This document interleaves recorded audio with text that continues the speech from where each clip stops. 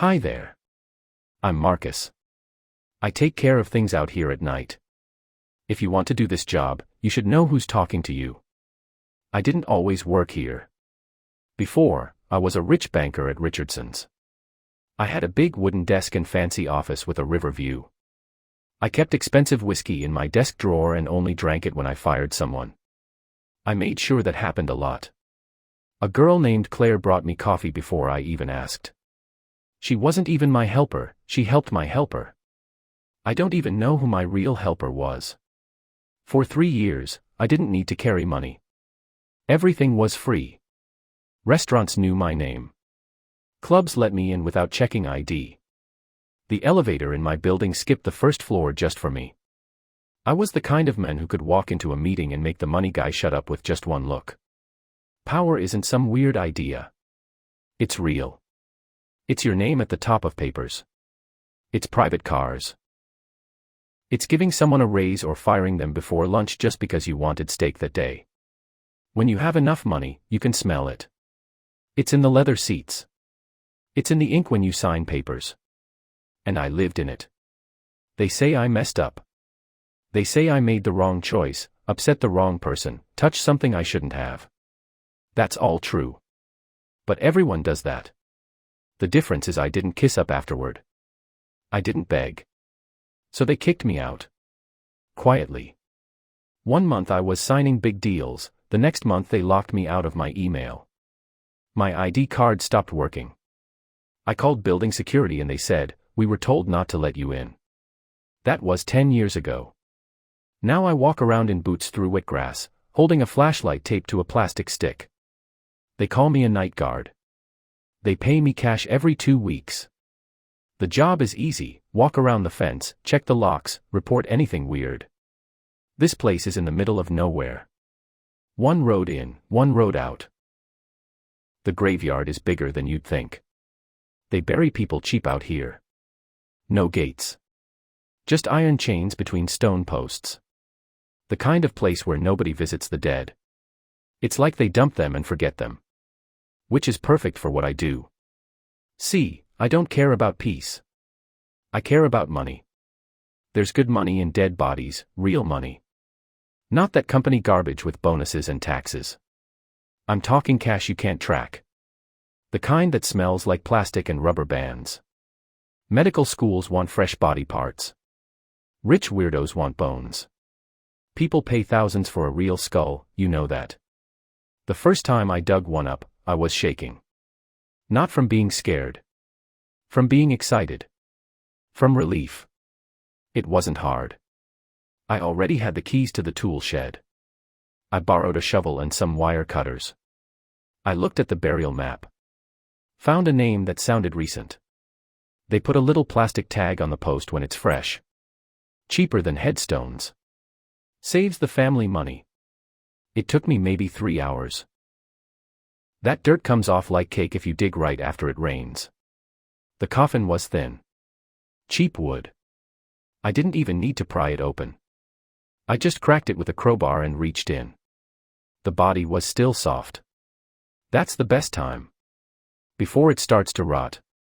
When the muscles still stretch like dried meat and the skin hasn't gone too black. That's when the schools want them. That's when collectors pay most. I wrapped it in tarp, drove it in my trunk, put it in a freezer I bought from a retired butcher. You should have seen the look on the guy's face when I asked if it could hold a whole deer. I paid him double and he didn't ask again. The buyer came a week later. Quiet guy. Thick glasses. Smelled like paper. He counted out 20 $50 bills and put them in an envelope. Said he'd be back next month if I could get another. That night, I drank whiskey from a chipped cup and sat on the floor of my trailer counting $10,000 in silence.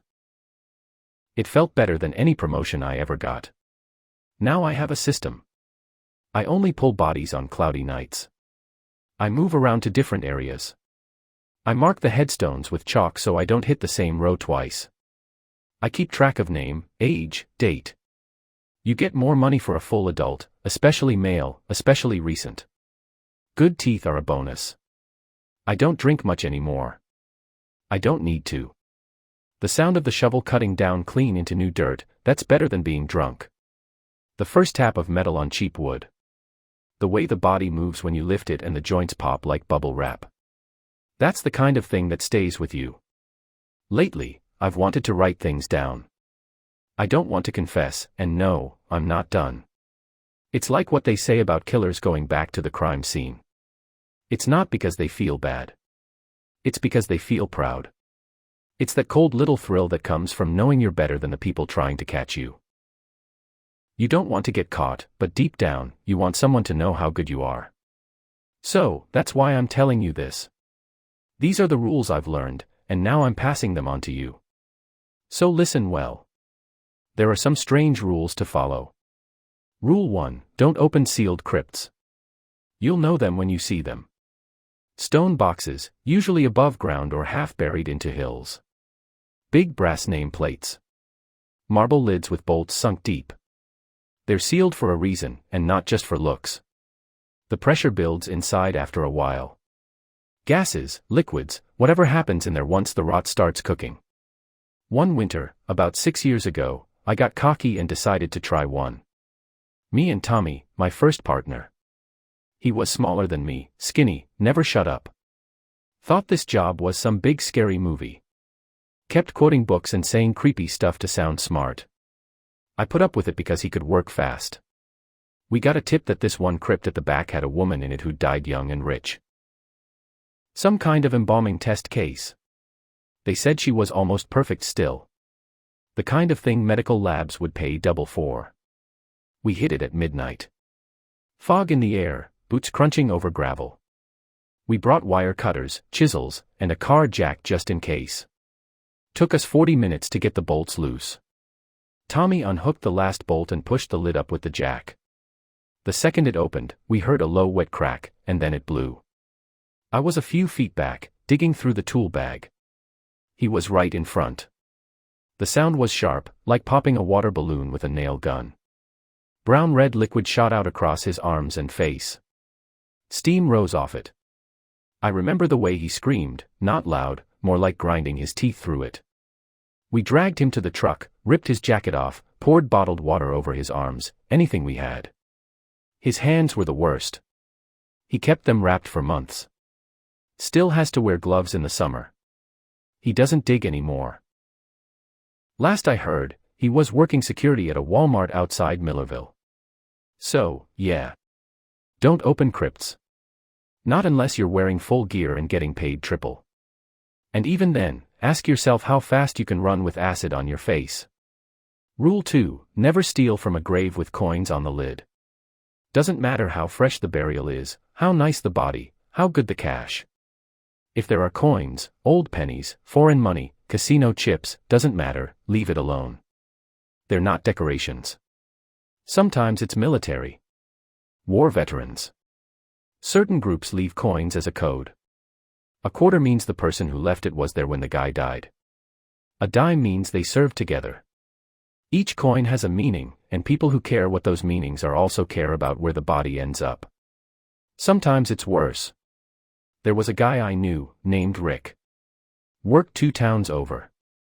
We crossed paths a few times, shared a few tips. He was faster than me, stronger too. Thought he was slick, thought he could outdig me. Last time I saw him, he was bragging about a tall body he pulled just east of here. Said the guy was 6'4", 40-something, fresh from out of state. Said there was a nickel sitting right in the middle of the lid. I asked if he left it. He laughed and said, "What, you scared of ghosts?" That was the last full talk we had.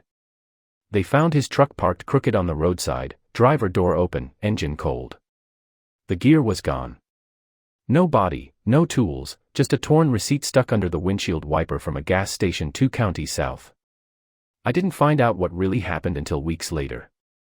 Friend of mine, used to run with one of the crime groups out of Buffalo, told me straight. Rick had stolen from a grave he shouldn't have touched. Said it belonged to one of theirs. Not a boss, not anyone special, just a soldier who died quiet. They put that coin there for a reason. It meant, hands off. Rick didn't listen. 3 nights after the dig, they caught him at the bar he liked up in Riverside. Didn't make a scene. Just waited for him to walk out the back.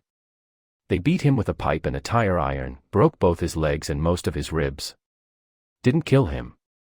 Not yet. They wrapped him in tarp and dumped him back in the same grave he'd robbed. Slammed the coffin shut with him still alive inside. Nailed it. Covered it. Smoothed the dirt. No one called the cops. No one filed a missing person report. That's how these guys work. They don't care about you until you make them mad. Just don't touch their dead, and you're fine. That's the rule. Since then, I've seen maybe a dozen marked graves like that. Coins lined up careful, balanced so they don't fall. Once I found a whole ring of quarters stacked like a crown around the headstone. I turned around and didn't come back for a month. Don't try to guess which ones are, probably fine. Don't touch the marked ones. There's enough dead to go around. Rule 3, talk to the guy in the green hoodie. He's not staff. Not police. He's not even a person, as far as I can tell. But he shows up like he is. I started seeing him during my 3rd year out here. Cold night. No moon. I was doing my rounds near Section D, carrying a lantern since the flashlight was dead. I looked up and saw someone leaning against a tall headstone, one of those statues with angel wings and praying hands. The guy was wearing this deep green hoodie. The kind you find in gas station bins. The hood was pulled way down, real low, and I couldn't see his face. Not even a nose. Just the black under that hood, like it went too far back. He had a cigarette between his fingers. I could smell it from 10 feet away, flowery, sour, not right. Like perfume from a funeral home got burned into paper and ash. I asked him if he was lost. He said, "No, I used to work here." That's all he said.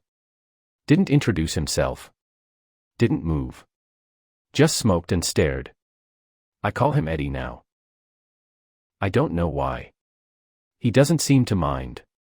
First few times I saw him, I thought maybe he was checking out the place. Some kind of rival, or maybe a collector who liked to watch.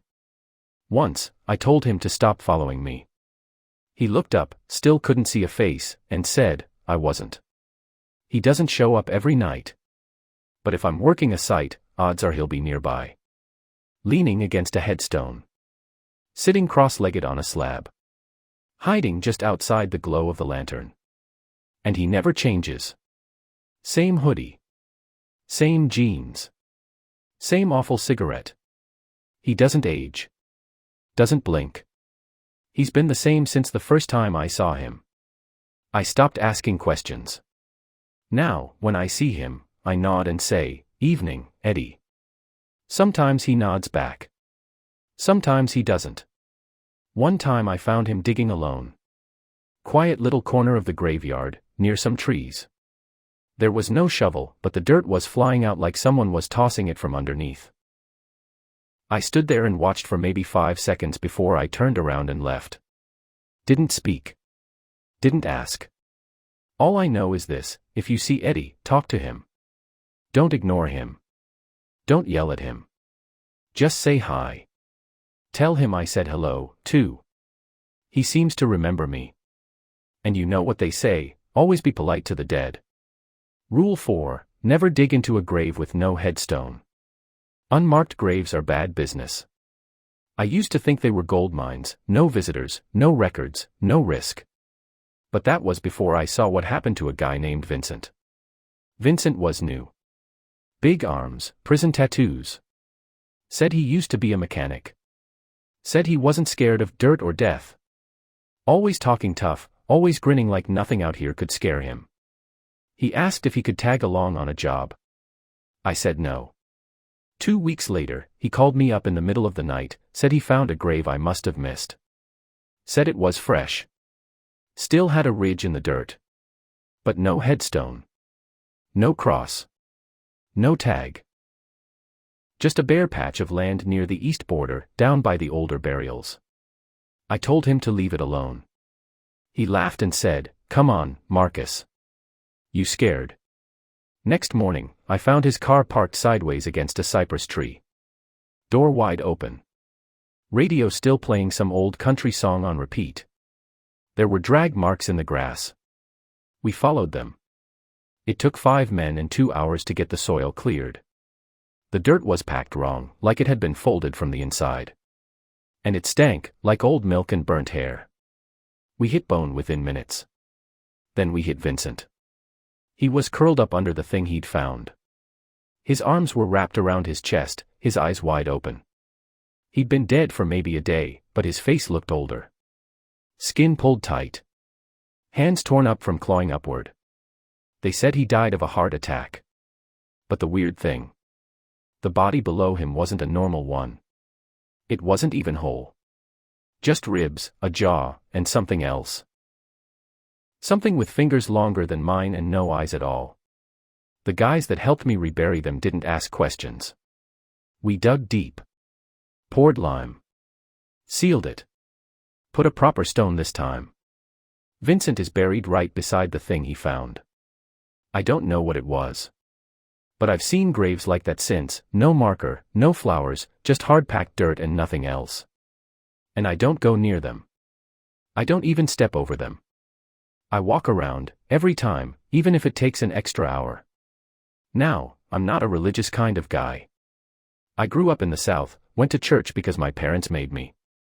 We'd eat corn muffins afterward and pretend the preacher didn't fall asleep halfway through his own sermon.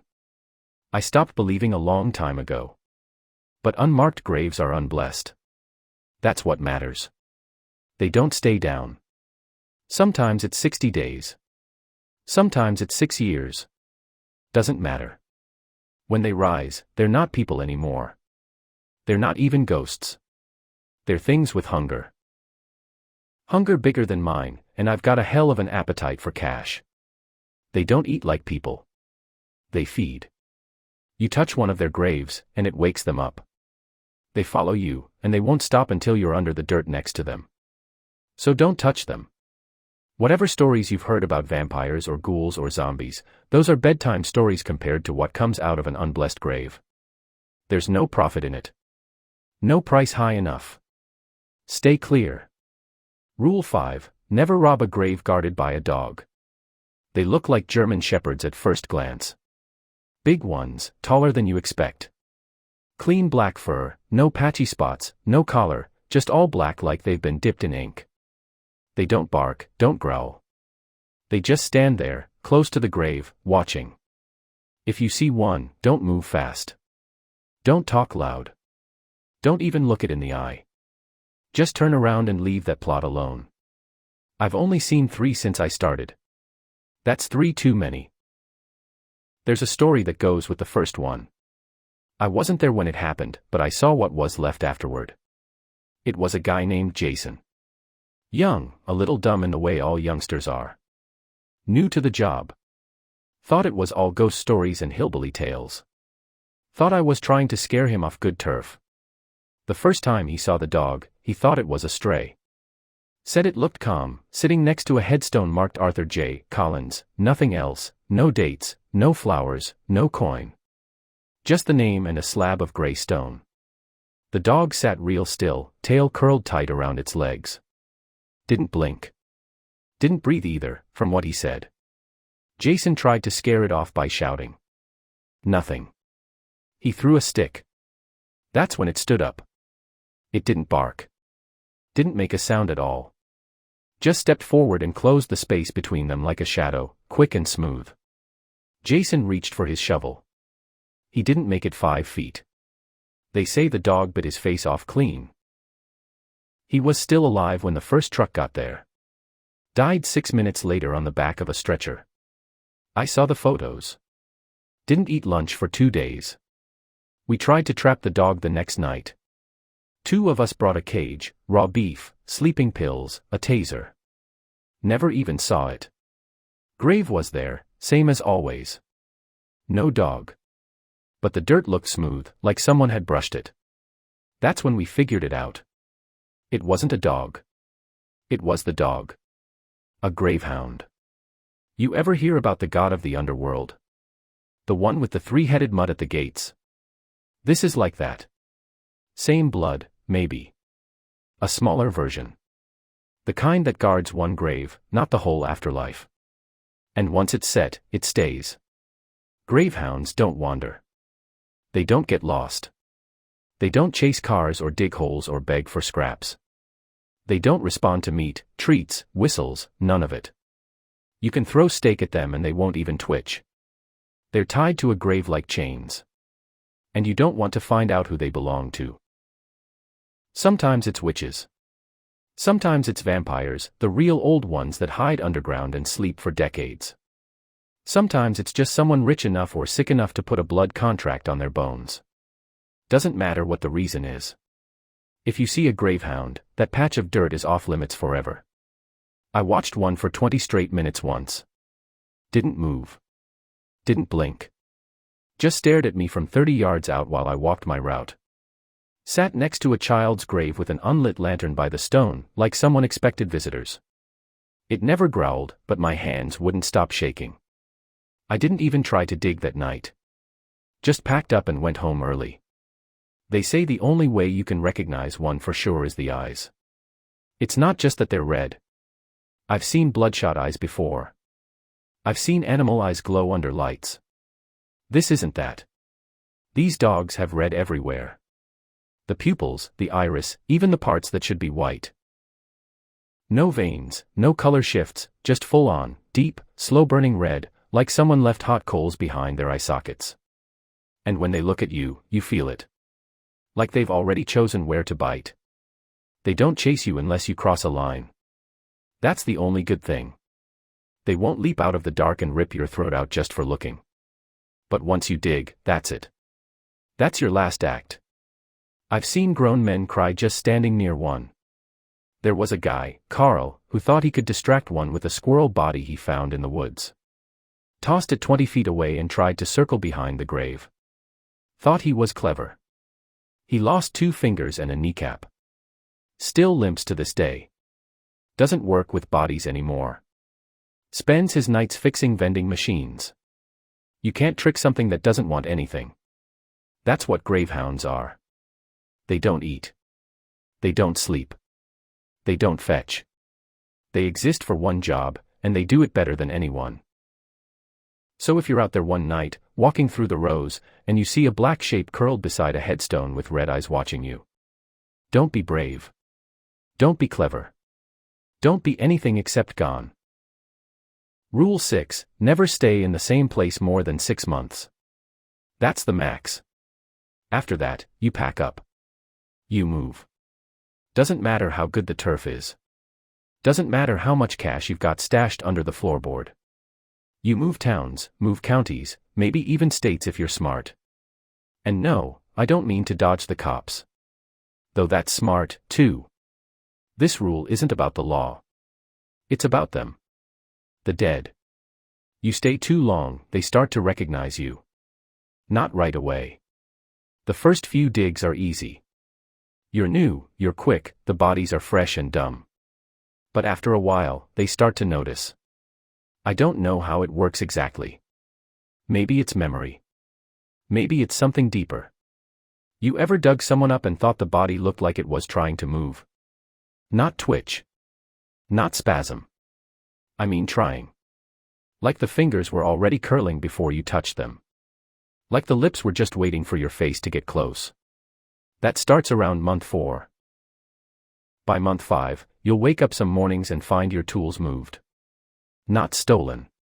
Just shifted. Like someone dragged the shovel 3 inches to the left while you slept. I once woke up to find the burial map I keep tucked under my mattress covered in dirt smudges. I don't live with anyone. But it was month 6 where I learned what happens if you stay too long. It was 3 years ago. Small town west of Savannah, Georgia. Flat fields. Cheap plots. No one visited the dead except the lawn crew. It was good work. Made more in 5 months than I had in my best year in the city. So I stayed. Even though I'd already started to feel it, that prickling weight behind me when I walked between rows. That tug in my hand every time I lifted a body. Like they didn't want to let go. I ignored it. Then, right around the start of month 6, I pulled a dig on a Tuesday night. Quiet one. Solo plot. Man in his 70s. Heart failure, I think. The file said he'd been buried with a gold ring and 3 teeth replaced with capped metal. Easy payday. I opened the coffin and reached down with my gloves. His eyes were open. Not crusted open. Not shifted during decay. I mean wide, like he'd been waiting for me. I stepped back fast. My hand slipped on the lid and I nearly dropped the crowbar. When I looked again, the eyes were closed. Just like a normal body. I took the ring, grabbed the teeth, and wrapped him like usual. Told myself I was imagining things. I didn't go home that night. Slept in my truck. Didn't sleep much. 2 nights later, I woke up to someone knocking on the trailer door. Not pounding. Just slow taps. 3, wait, then 2 more. I sat there with my knife and didn't open it. After a while, I peeked through the corner of the window. No one was there. But someone had dragged dirt up the steps. Muddy shoe prints. Bare feet, actually. You could see the arches and toes. They went up the steps and didn't come back down. I left town that same night. Didn't even pack my freezer. You think the dead like being dead? They don't. Let alone being dug up and sold like scrap meat. You're not just robbing them. You're pulling them back into a world they were finally done with. And some of them aren't even really dead. Not in the medical sense. In the cursed sense. You never know who you're digging up. Could be a man who made a deal with a witch. Could be someone buried alive and left to rot. Could be worse. Demon cults, failed experiments, those ancient bloodlines that come from places the maps forgot. They all end up 6 feet down, same as everyone else. But what they were before they got there, that stays with them. You dig them up after too long, they remember you. And then they follow. Some people say it's a scent thing. Like bloodhounds. Maybe. Maybe we carry a smell the dead recognize once we start violating them. But I think it's more than that. Grave robbing marks you. It stains. Like grease that won't wash off no matter how many showers you take. Like mold under your skin. You can't see it, but it's there, and it pulls things toward you. You've broken every rule written by men and God. You've stolen from the earth, from the peace, from what little dignity the dead had left. That kind of thing doesn't go unnoticed.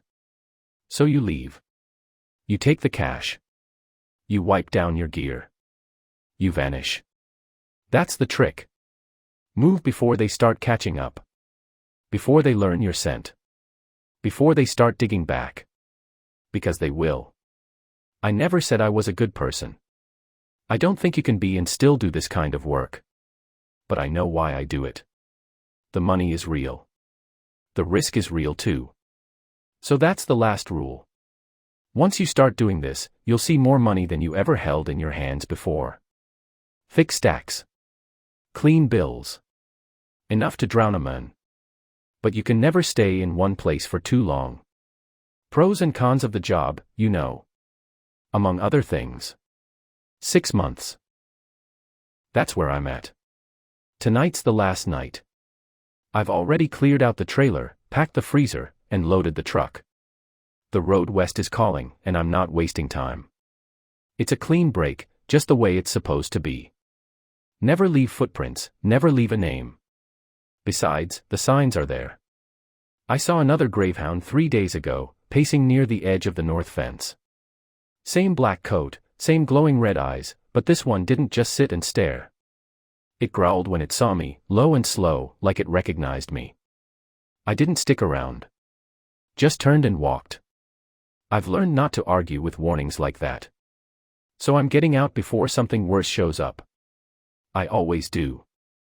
If you've made it this far through everything I've told you, I figure you're either curious or crazy. Maybe both. Maybe you're thinking about trying the job yourself.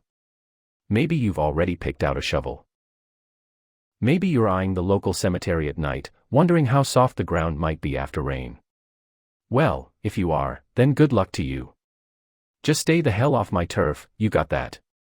And good luck to your soul while you're at it. I'm no priest. Never was. Closest I ever got to a sermon was falling asleep in a church pew while my mother sang 3 rows down, her voice shaking from too many years and not enough food. I stopped believing in heaven and hell around the same time I started counting dollar bills with bloody gloves. But even I know when a line's been crossed, and grave robbing isn't just crossing it, it's grinding that line into the dirt and walking away richer. Still, I'm not here to tell you what kind of person you are. That's none of my business. I'm the last man on earth qualified to judge anyone. You want the money? The rush? The freedom? Fine by me. I won't stop you. Hell, I respect the guts it takes to even think about doing this kind of work. Most people don't have the spine for it. Most people wouldn't even dig a hole for free, let alone rob one for cash. If you do start, and if you survive long enough, maybe we'll cross paths one day. Could be out in the middle of nowhere, some rest stop just off the highway, sharing a gas station sandwich and a couple warm beers. Maybe we'll trade stories and compare scars and laugh like we don't both sleep with knives under our pillows. But if not, if this is the last time we ever cross lines, just remember the rules. Break one and something will come for you. It might be slow, or it might be fast, but it'll come. That's about all I've got left to say. I've got a full tank and an empty highway ahead of me. There's another graveyard out there waiting, and I plan on getting to it before the dirt dries too much. And when they finally get me, I won't beg.